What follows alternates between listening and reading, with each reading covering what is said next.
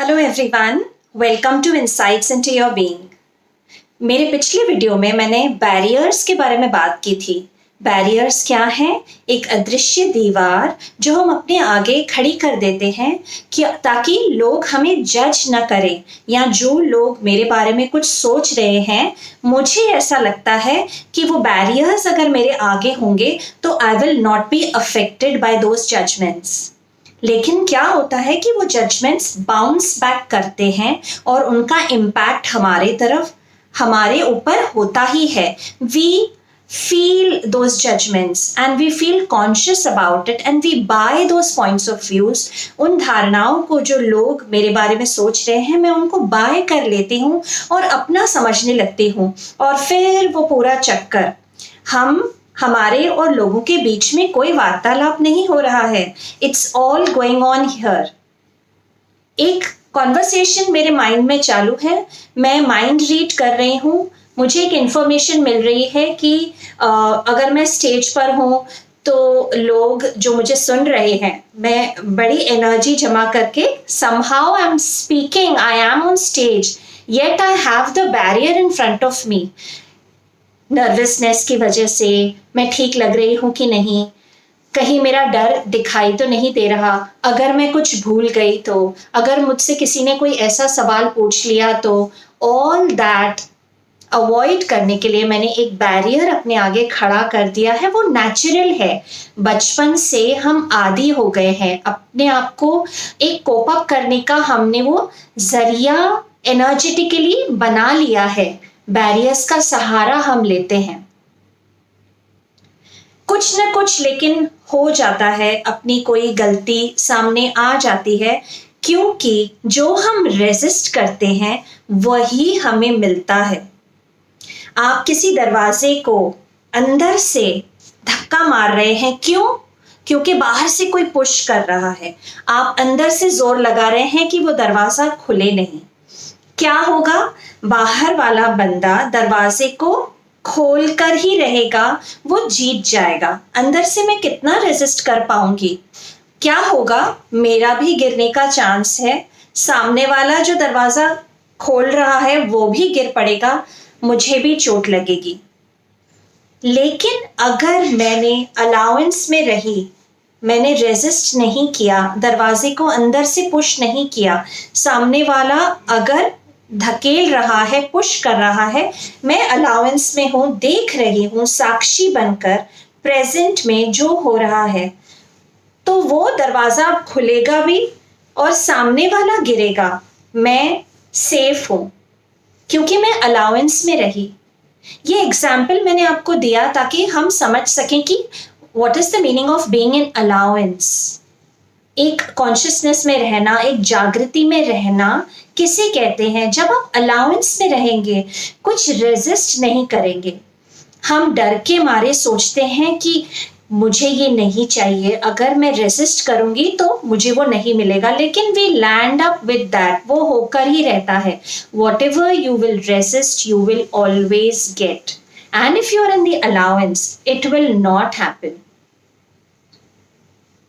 Think about it, that is what is called being in allowance. कोई भी thought आप ले लीजिए जिसे आप रेजिस्ट करते हैं, मुझे दुखी नहीं होना। We resist being sad, being angry, and we land up being sad and angry because we are resisting it। If I am an allowance of myself, ठीक है, मैं अलाउंस में रहूंगी तो पॉसिबिलिटीज है कि मैं सैड भी ना हूं और एंग्री भी ना हूं। ये बात हमको ध्यान में रखनी है कि जो मैं रेजिस्ट करूंगी वो होकर ही रहेगा। तो इमीडिएटली आपको क्या करना है? क्वेश्चन में जाना है, stay in question. Access consciousness हमें यही सिखाता है कि कॉन्शियसनेस में रहिए। कॉन्शियसनेस क्या है? Being in the present. Being in the present कैसे रहें? Staying in question. हर बार एक सवाल पूछिए, व्हाट एल्स इज पॉसिबल? ये बेहतर कैसे हो सकता है, और क्या हो सकता है यहाँ? तुरंत आपके सामने पॉसिबिलिटीज आ जाएंगी और आपको फिर उसमें चूज करना है। अगर हम किस चीज के आदी हैं, हम क्वेश्चन में न जाकर हम वरी करने लगते हैं, चिंतित होने लगते हैं। चिंता करेंगे तो वही फिर साइकिल रिपीट होने लगती है। हम खुद को गलत समझेंगे, खुद को कोसेंगे, सामने वाले को कुछ कहेंगे, दोष देने लग जाएंगे अपने आप को, दूसरों को या परिस्थिति को। यही 3 ऑप्शंस। फिर थोड़ी देर के बाद सब ठीक हो जाता है। क्यों ठीक होता है? क्योंकि हम तब खड़े होते हैं, नए सिरे से शुरुआत करने की कोशिश करते हैं, फिर दूसरी बार ट्राई करते हैं और सक्सेसफुल भी होते हैं। लेकिन इन सब के बीच में हमने जो बिलीफ्स फॉर्म कर दी, वही डैमेज क्रिएट करते हैं। वही बिलीफ फिर वापस दोबारा प्रूव होने लगती है, क्योंकि जब मैं दोबारा कुछ करूंगी तो फिर वही मेरे माइंड में बिलीफ्स आएंगे। पिछली बार की तरह तो नहीं हो जाएगा, इस बार भी मुझसे कोई भूल तो नहीं हो जाएगी। इन सब थॉट्स को ही रोकना है, उसे ही कॉन्शियसनेस कहते हैं। गैरी डगलस जो एक्सेस कॉन्शियसनेस के फाउंडर हैं, उन्होंने एक बहुत ही सुंदर मंत्र क्रिएट किया है। All of life comes to me with ease, joy and glory. सारा जीवन का हर एक पहलू मेरे पास आसानी से, खुशी से और ग्लोरी से आता है। जो भी है, ऑल ऑफ लाइफ, जीवन की जो खटास, मिठास, दिन रात, सुख दुख, all of life comes to me with ease, joy and glory. अगर मेरी पुरानी बिलीफ्स के कारण कुछ आने भी वाला है दुखद, वो भी इजीली पास हो जाएगा। हमने सुना है दिस टू शैल पास, पर उसे गुजारना मुश्किल हो जाता है। अगर हम इस मंत्र को याद रखेंगे, ध्यान में रखेंगे, लिख लेंगे, अफर्मेशंस लिखे जाने चाहिए हर जगह। अपने बाथरूम के मिरर पर लिख दीजिए, अपने वार्डरोब के ऊपर आप चार्ट पेपर के ऊपर लिख दीजिए। जो फाइल, जो किताब आप खोलते हैं दिन में, अपने फ़ोन का वॉलपेपर बना दीजिए, अपने लैपटॉप का स्क्रीन सेवर बना दीजिए, उस पर लिख दीजिए all of life comes to me with ease, joy and glory. हर एक चीज़ आपके लिए आसान हो जाएगी।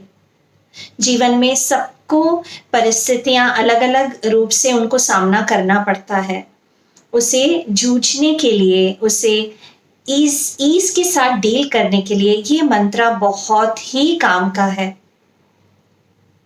ये टूल्स हमें यूज करते रहने चाहिए और करते करते करते इतने आदी हो जाते हैं हम कि जिस तरह हमारी पुरानी कंडीशनिंग है, दुखी होना, दोष देना परिस्थिति को, मुझे, लोगों को, उसकी बजाय अब हम क्वेश्चन में रहना सीख लेंगे। ये अफर्मेशन एकदम से माइंड में आ जाएगा।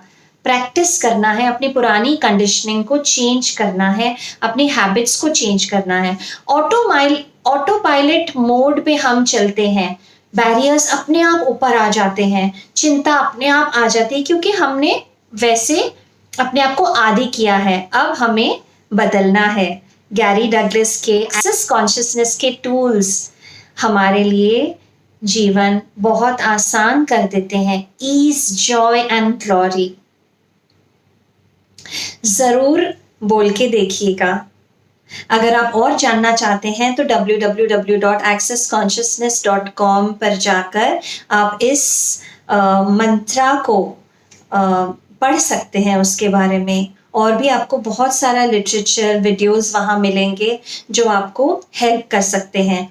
और मेरे नेक्स्ट वीडियोस इसी टॉपिक पर, एक्सेस कॉन्शियसनेस पर होंगे। ज़रूर मेरे साथ बने रहिएगा। अगर आपने सब्सक्राइब नहीं किया है मेरा चैनल तो ज़रूर कर दीजिए, ताकि मेरे वीडियोस का नोटिफिकेशन आपको सबसे पहले मिले और कोई इन्फॉर्मेशन आपसे छूटे ना। ये वीडियोस सारे लिंक्ड होने वाले हैं। ये अफर्मेशन, ये मंत्र बोलने के बाद अपना अनुभव मेरे साथ ज़रूर शेयर कीजिएगा। Love yourself.